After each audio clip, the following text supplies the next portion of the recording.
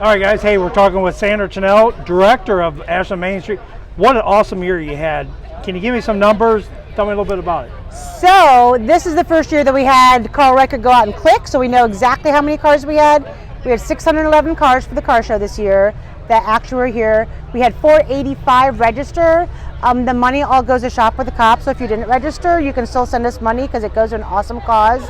But it's nice because it's the first time we have like an actual number before we've kind of guesstimated. So 611, woohoo! But what an amazing cars that came this year. There were some really cool cars this year. That really stood out. I had to get some pictures. Oh, good, So, yeah. Anyhow, thank you, Sandra. Is there anything else you want to put out there? Shop with the Cop. Yes. Awesome program. Yes. I love it. Yes. So Shop with the Cop is for kids who can't have a Christmas. So everything that we have, all the sponsor money, all the registration money, everything that we raise, the small car little raffle that we're doing, which is going super well, all that money goes to Shop with the Cop. They take that money and they take kids out shopping at Christmas time with the police officer, law enforcement officer, and they get to go buy presents for Christmas. Some of them buy presents that you would never think would be a big deal, like it's the first time I've had a new pair of jeans, things like that. So it's such an amazing cause. Detective Pierce is in charge of that now. She's doing amazing work. They had almost 290 kids last year, so it's just been growing and growing, and we're so happy and thankful to be a part of it. Yeah, and this is one of the largest that gets contributed to that. I think in the last 12 years, so this is year 13, I think we've given $245,000. The Elks give a huge amount of money the Eagles give a huge amount of money toward us, and then all the sponsors and everything. It's really taken that program to another level, and we're so happy to be a part of it. Well, again, Sandra, thank you so much for taking the time, and I appreciate it. Thank you. All right, guys, we're here with Dale LaRue. Dale, I appreciate you taking time to talk to me. You're with the Cleveland Museum. Kind of tell me how that got started, or how people could find that on the internet. Cleveland Police Museum has been in existence since 1983. It was established to protect and preserve the history of law enforcement in Northeast Ohio. Originally it was just Cleveland Police Museum. Now also affiliated with them is the Ohio State Highway Patrol Retirees Association, and also we represent the Cuyahoga County Sheriff's Office. We have here today with us several different vehicles from the various departments showing the vintage fleet. And the Cleveland Museum is located at the Justice Center downtown. You can locate it on the internet on clevelandmuseum.org. And you actually was an Ashland trooper for a while, right? I served 14 years here at the Ashland Post of the Highway Patrol. I retired as a sergeant in 2004.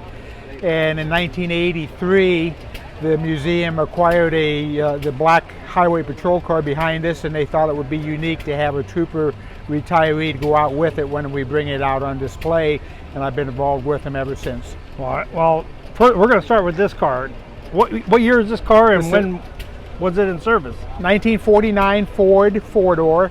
It's not like Ford, it's Fodor. It was a model police car that Cleveland used. It was a black and white car. This was one of the first cars that had a two-way radio in it in the city of Cleveland. Prior to that, they just broadcast like on an AM channel and hoped that you heard the call. Well, this way you could actually acknowledge your call. That's pretty. What's the next one here? This is the black one you were talking about. The next one, right? This is the black 1970 highway patrol car.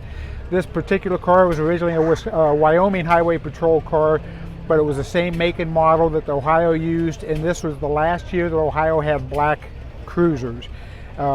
They changed them. They started to integrate white cruisers in 1966, but then last year that they had the black car was 1970, and this was representative of that. Wow. The next one we have here is a 1975 Plymouth. The uniqueness of this car is that 75, we get them late in the fall, and so this was a car that was in service in 1976. So we used it as our bicentennial tribute car. That's the reason it has the red, white, and blue stripes on it. And it has the blue lightning strikes. Now that was the ace plates. That was a program started in the 60s to recognize officers for recovering stolen vehicles with on-the-spot apprehensions. If you got 5 stolen vehicles with apprehensions, then you got recognition as an ace. You got a ribbon for the uniform and a license plate, which are displayed on several of these cars. And then the person that got the most apprehensions in a calendar year, then they got the Blue Max Award, which is another ribbon and another license plate. Wow. This next car is a 1987 Ford Mustang. This was a dare car for the Stark County Sheriff's Office. The sheriff there seized another vehicle that they wanted to use as a dare car, so they donated this to the museum. APD's finest there. AFD. Or is that? Oh, no, APD. Okay, yeah, APD. Okay. Go ahead with this one. But that's the '87 Mustang, and they had actually used it on the drag strip, but because of us, having to maintain the vehicles, we don't do drag strips anymore. Right. But it's got the 5-speed overdrive transmission in it. It will move. It's the 5.0 Mustang engine in it. This next car is an '88 Chevy Caprice. This car was representative of the silver cars that the Highway Patrol had, and it is numbered car 683, which is the unit number of retired Colonel Tom Rice, who was superintendent in the early 90s and throughout the 90s, and was very instrumental and very influential in the patrol's history during that time period. The next car is a red 1990 Chevy Camaro. This is representative of one of 13 cars that was recovered as part of a stolen car ring up around the Cleveland area. And when they recovered them, they were in excellent condition, so the patrol thought it would be a unique opportunity as a recognition to the statewide award winners to equip them with lights and the decals and so forth and use them on patrol. That lasted for a short period of time because at first the troopers thought that would be a great thing to drive a Camaro or a Trans Am on patrol, until they had to get in and out of it on a regular basis with everything on their gun belt. Very uncomfortable, so they finally pulled them back in, used them for events such as parades and county fairs and so forth. But then once those original cars were their lifespan had expired, they could not be properly titled because they were put together with all stolen parts. So those original cars had to be scrapped. That's why this is only a representative of one of those cars, but it's an exact replica of one of those cars. Excuse me. This next car is a 2001 Ford Crown Vic. This is from Cleveland Heights Police Department. It was donated to the museum. It was a car that Officer Jason West was actually driving when he was killed in the line of duty through gunfire. He had responded to a call, and as he was exiting his car, the suspect opened fire on him and killed him. And they had maintained it for a period of time and then decided to donate it to the museum so that we could continue the history in his memory. Oh, absolutely. This last car we have here today is a unique vehicle. It's the last white Crown Victoria that the State Highway Patrol had in their inventory. Their original intent was, because it was such an iconic vehicle for law enforcement, they were going to keep it and they were going to rotate it in and out of the Heritage Hall down at the Patrol Academy. And for whatever reason they decided they were no longer going to do that, so they're going to send it out to state auction. My spies told me that this was going to happen, so I contacted the Highway Patrol, and because they know what we do, they kindly donated this to the Cleveland Police Museum for display. It is the last white Crown Vic in the state's inventory. That's pretty unique. We're glad to have it in our collection. As always, Dale, I appreciate talking to you. Joe, it's always a pleasure with you. You have a good day now. You too. If you're going to put handcuffs, put them on him. Okay. Profile here. Yeah, your profile.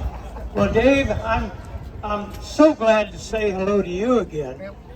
Eagles Lodge Ashland has helped us over the years, right from year one, and they are helping again today. And Dave, I'm going to give you this microphone, and you can tell them what the good people at the Eagles Lodge are giving our show. Okay. Well, thank you, Kenny. This is, how many years is it now? This is 13. 13 years. I started with Kenny and helped him along because we had a car show. And the first year, Kenny said, boy, we made this amount of money and we helped this amount of kids. I said, that's not enough. So, Kenny, this year we had a little time during the COVID. Yes. But we're back, and here's a check for Shop the Cops for $10,000. Hey! Thank you, thank you, thank you. If I could do a cartwheel, I'd do it. You do. But I'd have to have the rescue squad on speed dial. But thank you, Dave. That's fantastic. This will help us go a long way. And when the law officers, all the law officers take the kids out before Christmas, that's what they do. They take them out and they buy for siblings and buy for parents, and that's what we have in Sure. Sure, here. Usually at this time we give the fire, EMS, police department, sheriff department a grant. We've got a little snafu in our Columbus office right now with changing of the guards, so we're going to do that at a different date. What I'd really like to do is have a first responders day at the club. Oh yeah, that'd be great. And feed them, have them bring some equipment out. Maybe we get people to come out there and look at some of the stuff we got. Yeah, that'd be great. Well, I think that's a great idea. Okey-doke, well, everybody on the committee signed it, and that goes to your family in memory of your dad. You're welcome. Thank you for bringing his car up. I'd like to say thank you to somebody else. I do want to take just a moment to thank all of our friends and supporters from Ashland Main Street. Ashland Main Street has worked very hard over the last decade to breathe new life into downtown Ashland. Under the leadership of Sandra Tennell, we want to say a great big thank you for all of the improvements that you've helped us make as a great community. So thank you very much to the Ashland Main Street group.